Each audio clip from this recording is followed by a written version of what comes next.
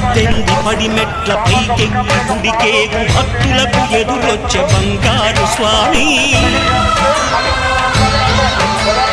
ఇరుముడులు స్పృశించి శుభమును దీవించి జన బృందము